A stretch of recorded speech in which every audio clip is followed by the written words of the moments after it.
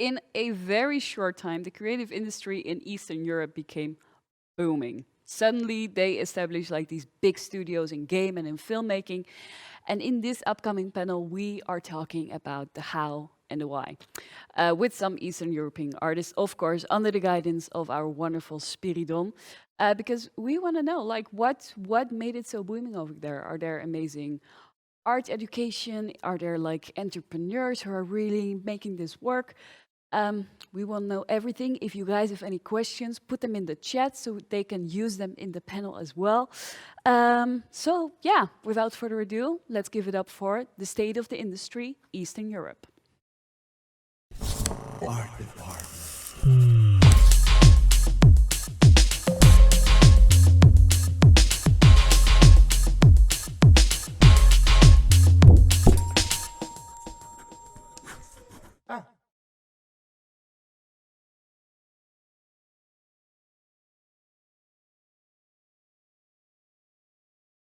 From Romania and works as an art director for this tiny company called Ubisoft. Hey, Chris, how you doing? Hi, good. Great to see you. And then we have Marko Prpic, also known as Zets. Do I say it right? Is it Zets or Dets, or what's it? How do you can give it to me? What's Death. Okay. I'm not trying it. So he's the head. He's the head behind the legendary IFCC festival in Croatia, and very much an artist himself. And we also have Mark Molnar here from Pixel Art Studios. He's also an art director for Access Studios, and he's from Hungary. How are you doing? Hey guys, thanks for having me.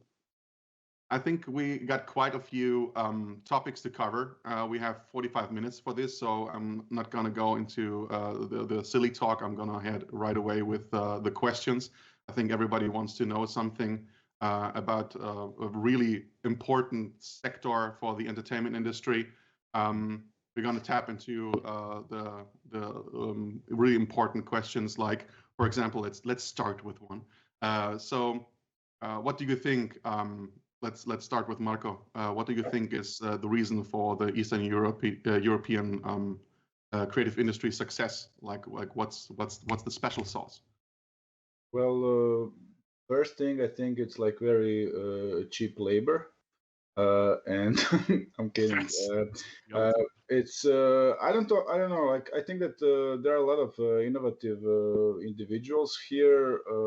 From my experience, from here, from Croatia, from Zagreb, a lot of people are starting their own studios, like game studios. So, and you have a lot of them who are like, these are like small independent studios, and a lot of them are doing a lot of different things, and they're actually very good at it.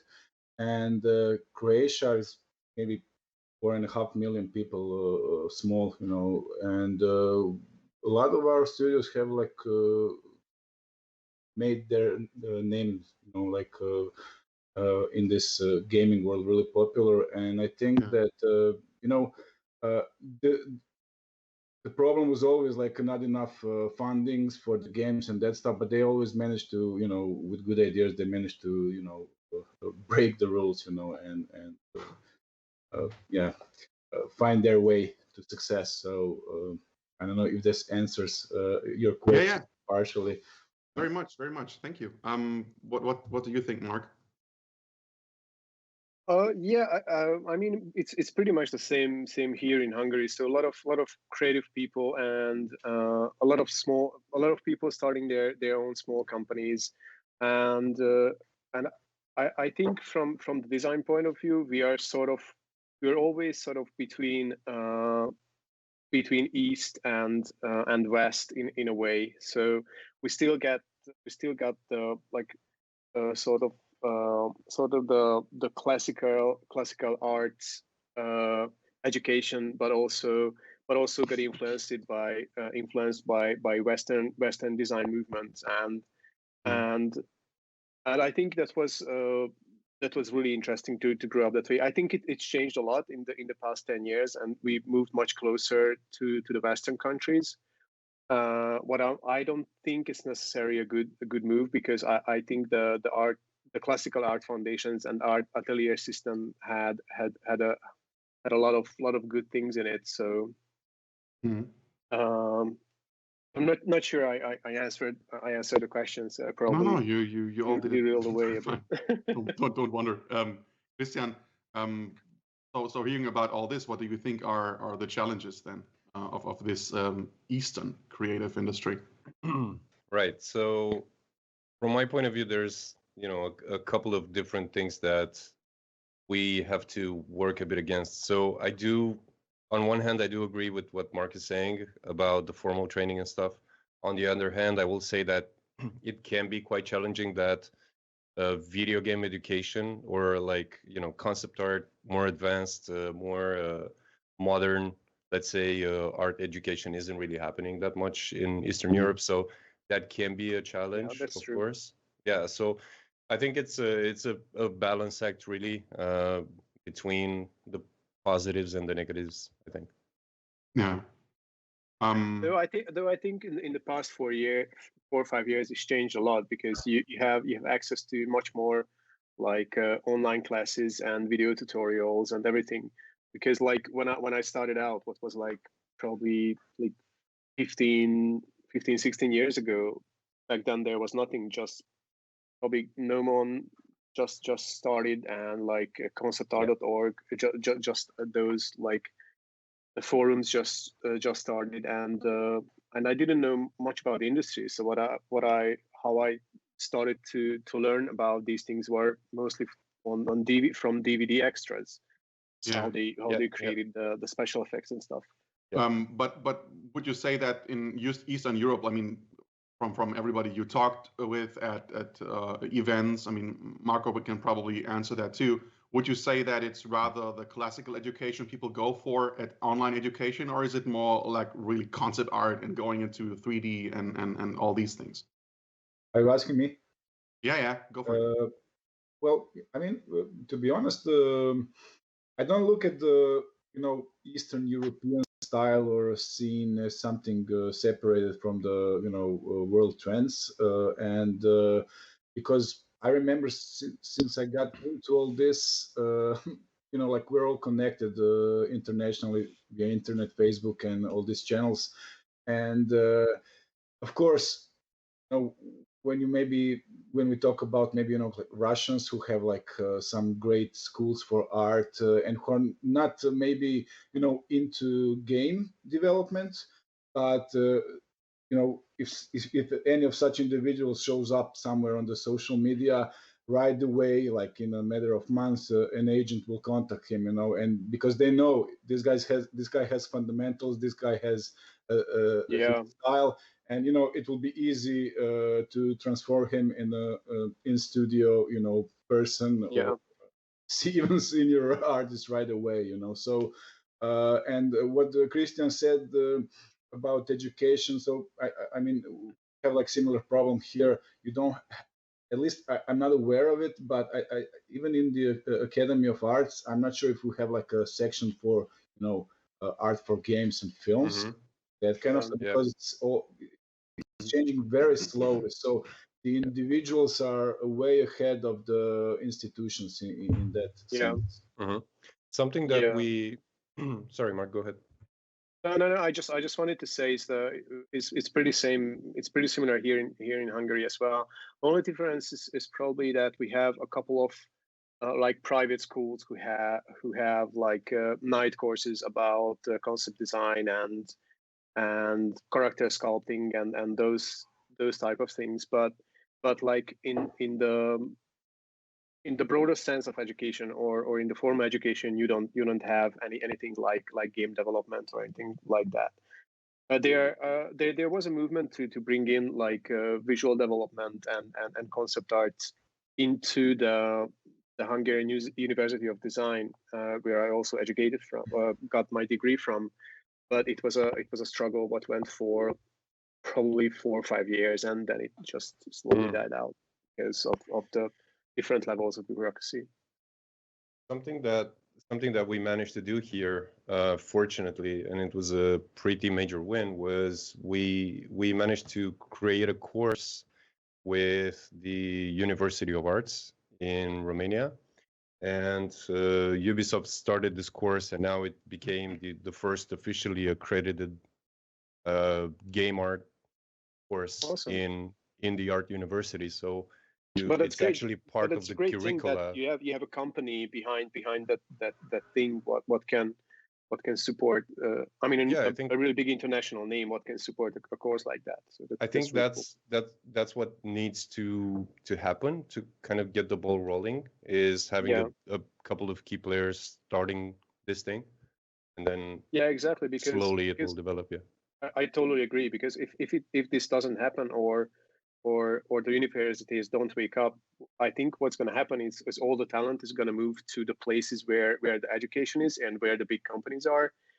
So they're just going to move away from this region. What can have really what is really rich in talent.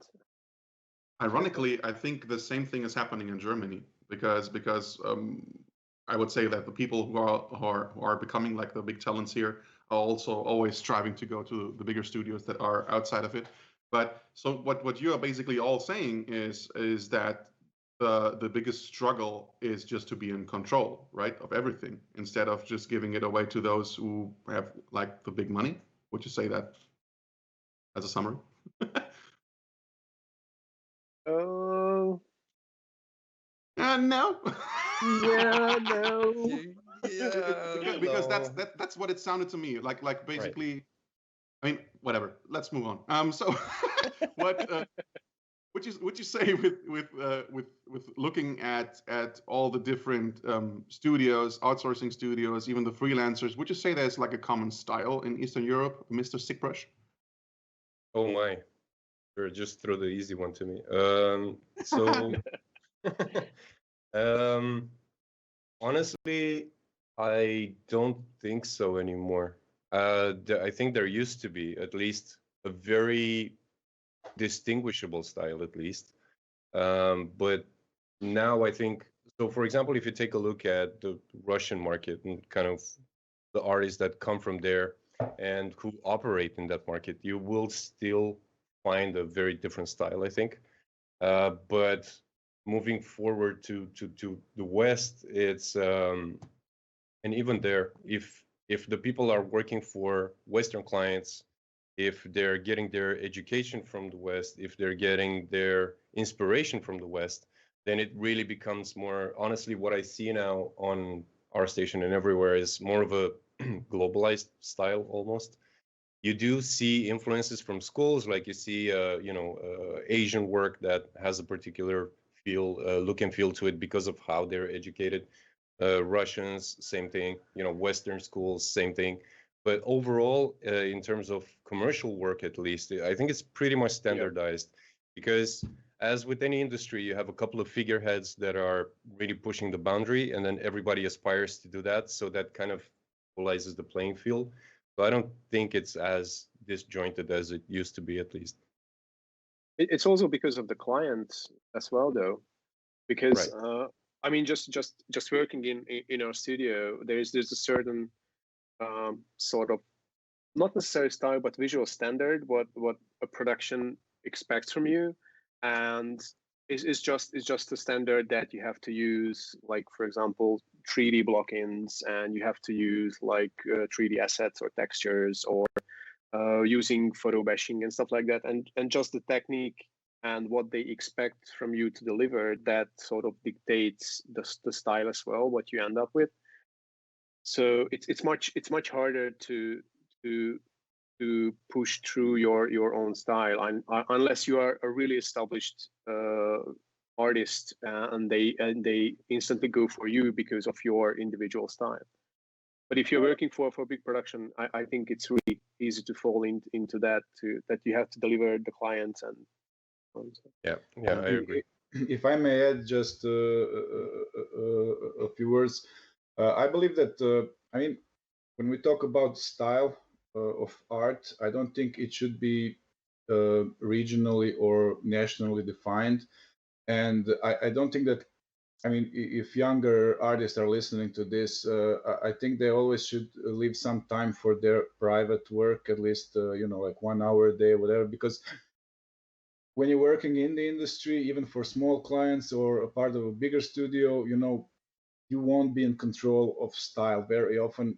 Yeah. Maybe if you become some sort of like art director or creative director, but still then you still have clients, you still have some guidelines to follow, and so just leave an hour or two or 1 day for doing your own stuff, because in the end I believe that everyone feels the need, like after working like 10 years or 20 years in the studio, everyone feels the need to do something for themselves. And I think Spiridon, you witness that with your experience with publishing books with artists. In the end they all want to have book with their own work, Yeah.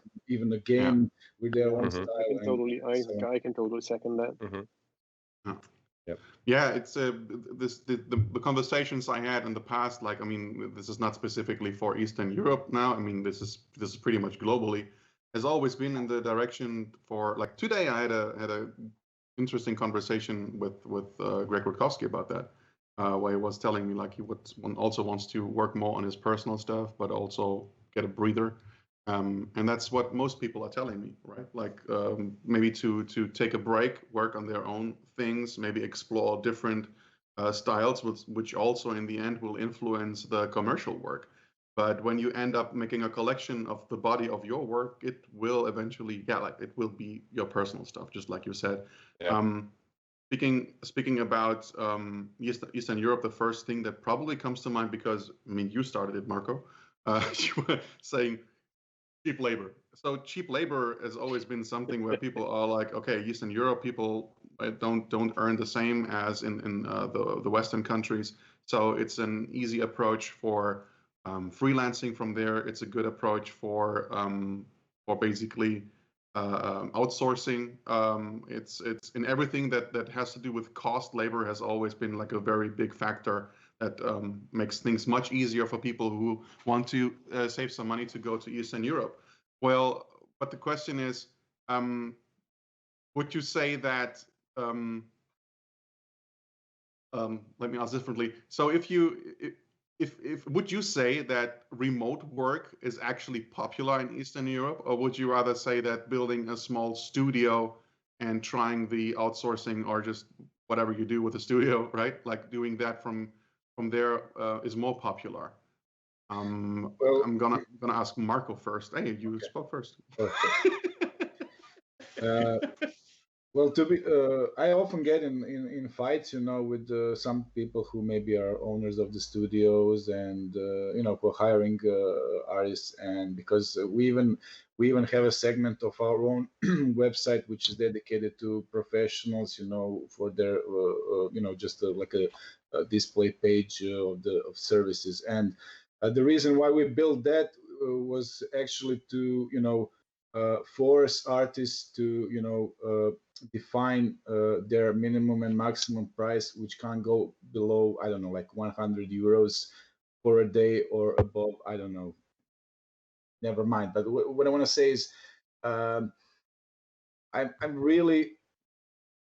really pissed, when because the prices are like defined by the region. I'm really pissed that people from India are working for less money than people in the United States, because everything is global now.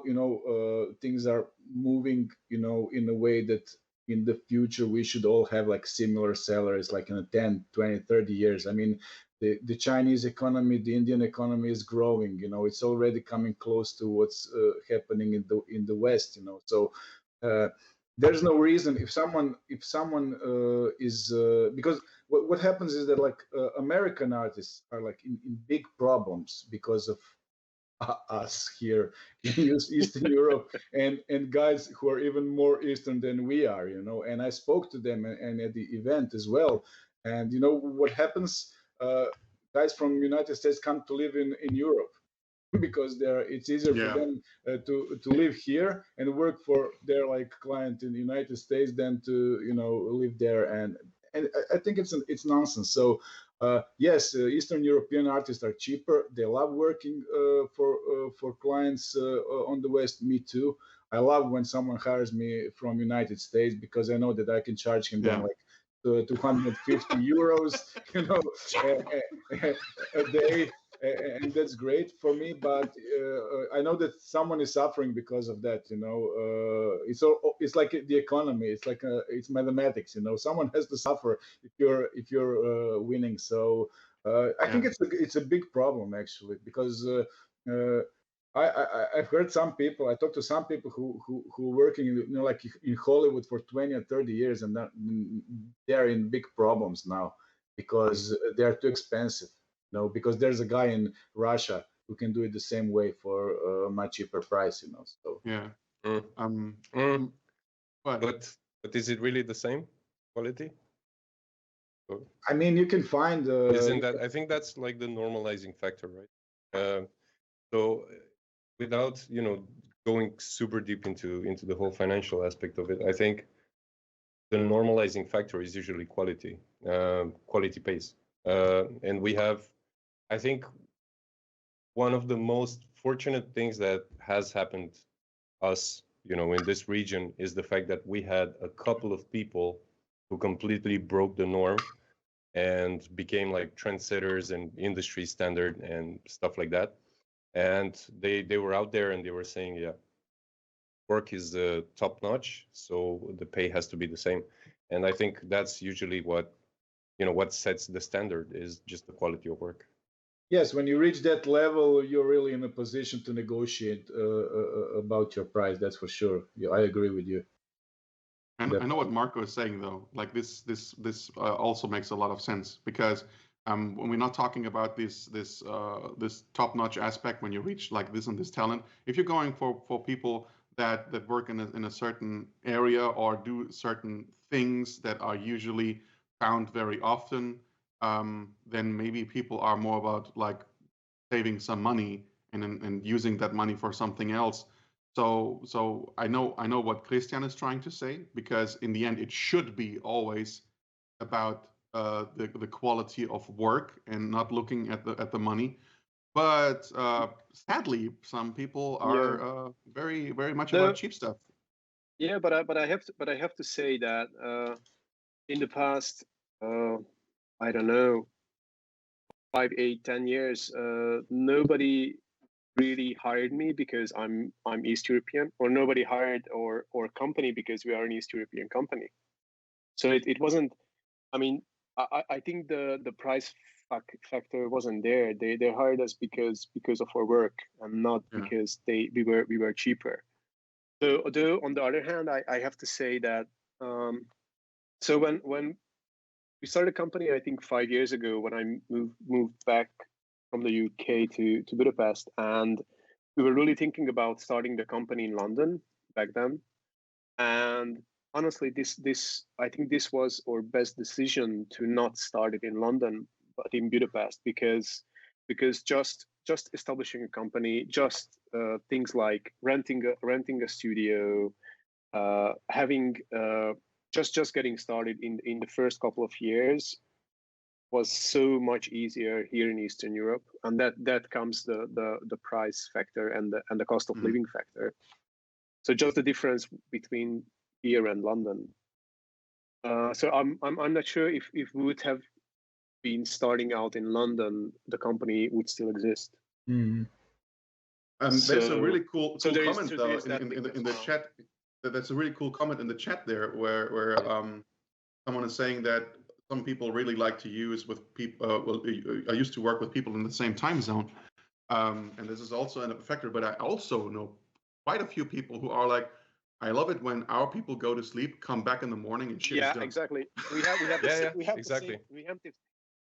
With clients from the States. We're mostly working for clients in the States, and they just love it, because we basically deliver or daily deliver. We are doing always like daily deliveries at the end of our workday, and we would deliver our stuff. They just got into work, and they have a full day to give feedback on, and it's so just it's a 24-hour pipeline, right?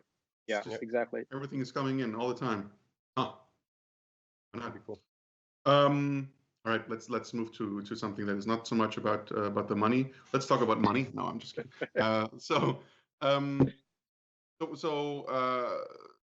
Would you say that remote working is popular in Eastern Europe in the end? Yes. Yeah, Definitely. yeah. Remote working Yeah. is a thing. So find basically work. I think this changed a lot in the Yeah. since the pandemic, though. I think before it was less popular, but now it became much more popular. Well, Oh. I mean, it also depends what kind of work are you working for the clients. You know, as a. Are you asking about freelancers as well? Yeah. Oh, yeah. Mostly about freelancers, Yeah, because I know because people who work in studios and still freelance outside of their area, right? I just want to mention. I remember like maybe 5 or 10 years ago when our first colleagues here from Zagreb first started working for international clients for like Wizards of the Coast, because these are the things that I totally forgot about because of the IFCC and all this. You meet 500 people and then you forget. But I remember it was such a big deal when first among them got a deal with, I don't know, like Marvel, Wizards of the Coast, and that kind of stuff. It was like unimaginable. We had like Esad Ribic here, comic artist. Then we had like Milivoje Čeran and Filip Burburan. And I remember when those guys signed their first contracts for like Wizards of the Coast. It was like, wow, I couldn't believe it, because in our minds, United States market was so far away, and so many things change in like 10 years. Now Yeah. we have like really literally like hundreds of people working for international clients, and of course I think even the programmers, the coders, are even in a better position than artists here.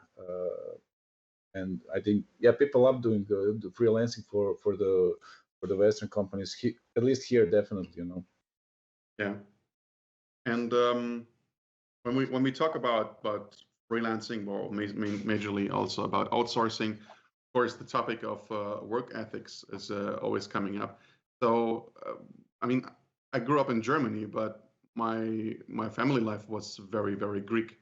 And when I told my father I want to be an artist, his reply was probably the one that most people in the Balkans also hear, which was, "You make no money with art."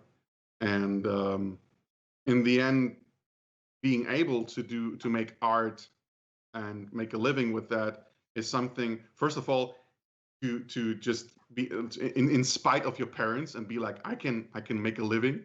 And you said, as an artist, I can't. You probably just want to like shove it in their face and be like, look, right, I pay the rent with this, so fuck off.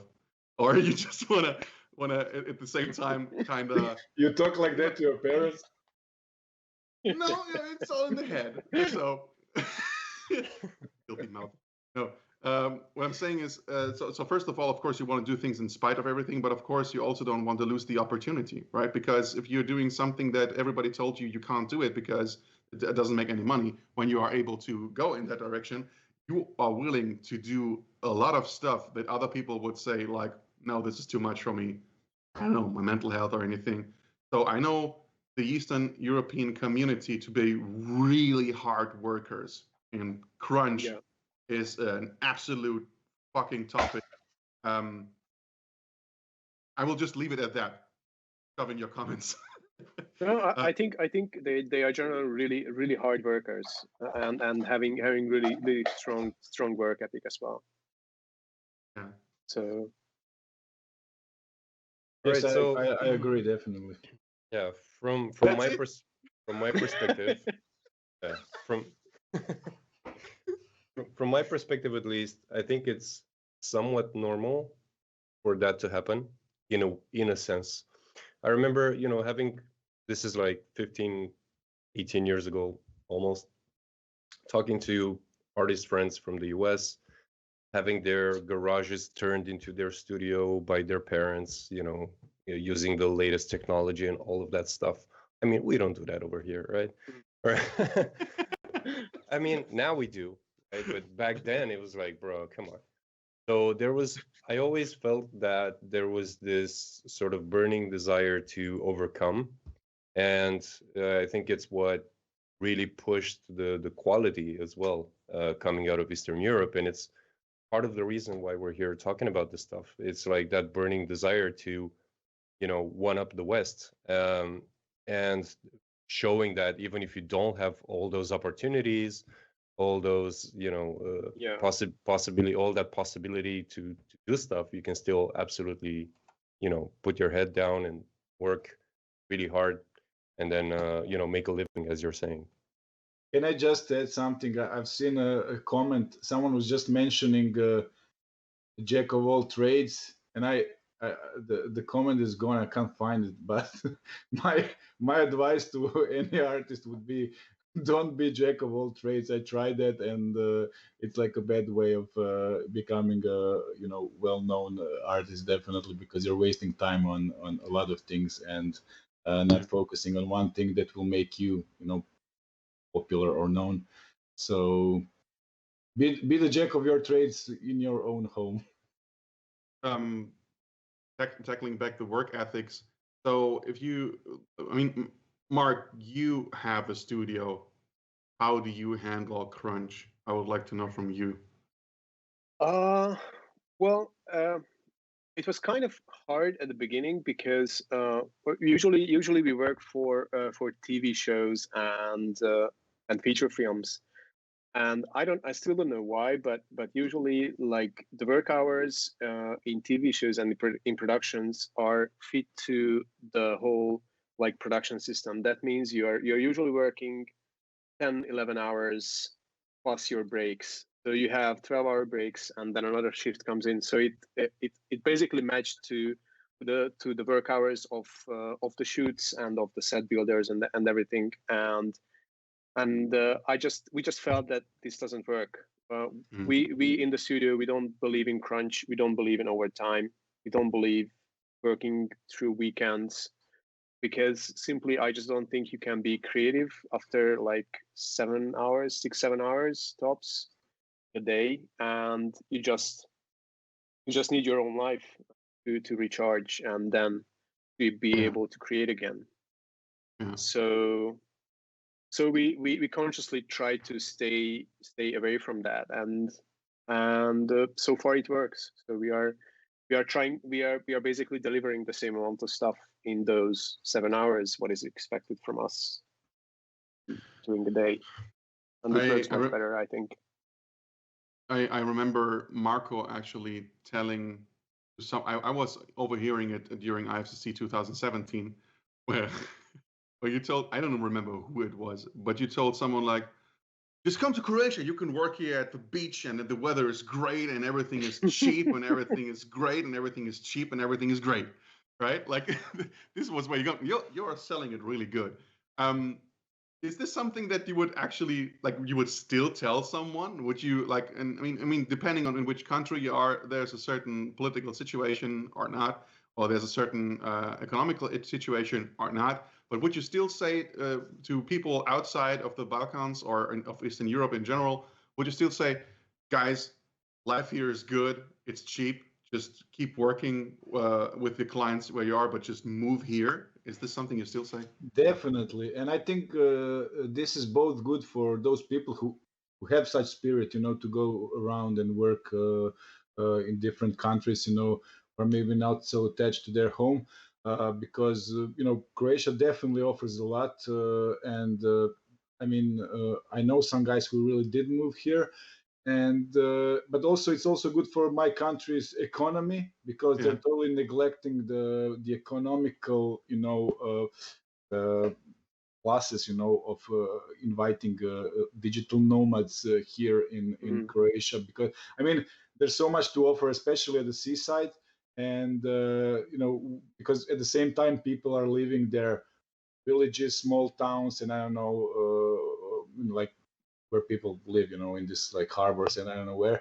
And these are like also great places for maybe people from outside of Croatia to move in, and start their studios, because I mean it's beautiful, like you're watching the sea all the time and have a nice weather. So and definitely, because first it's cheap, good food. You're doing it again. The industry is growing. Yeah, definitely. Move to Croatia. Come to definitely, Croatia. guys. I mean, I've been there. I can vouch for that. Really Yeah. beautiful. There we go. Absolutely. There we go. I would totally live there. one of the islands. Perfect. But I'm sure that some of your cousins already bought something on Adriatic coast. A lot of Hungarians bought houses here. Yeah, I mean, it sounds like a good deal. I mean, the pandemic has taught us that, right? Like many people only now realized. People I talked to, for example, like in America, where I was having a chat before the pandemic and during the pandemic, where they were like, no, remote work doesn't work for us, and blah, blah, blah, you know what I'm talking about. And then this happened, and they were like, this actually works. Like I have no idea how. A lot of things changed. Yeah. Yeah, in the yeah. past year and a half.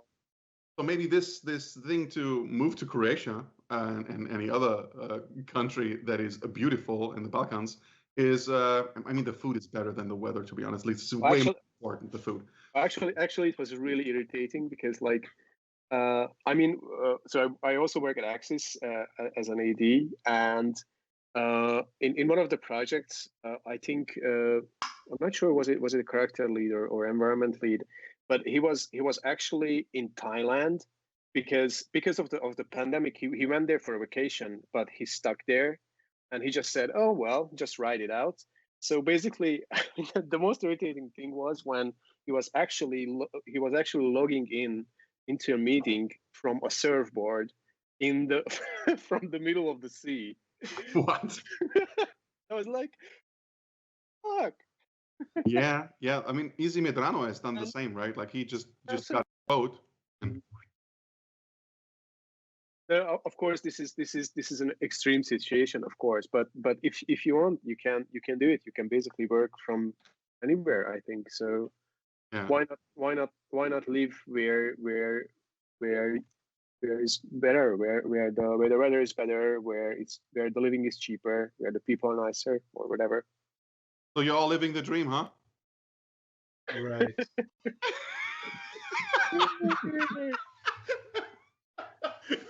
Yeah. Yeah. Okay. Cool. If you're thinking about we have like 7 minutes left. If you're thinking about education, I mean, we went into that direction a little bit, and you mentioned Russian influence with classic style. Would you say that painting things and knowing the traditional ways for concept art is actually a plus, or is it something where you would be like, this is unnecessary? It's enough to know how to photo bash the shit out of it and just make things look correct? I think it's irreplaceable. No, come on. Absolutely. I mean, history has shown this many times. I mean, because it takes a long time because I mean, maybe you are also super. I'm not taking sides.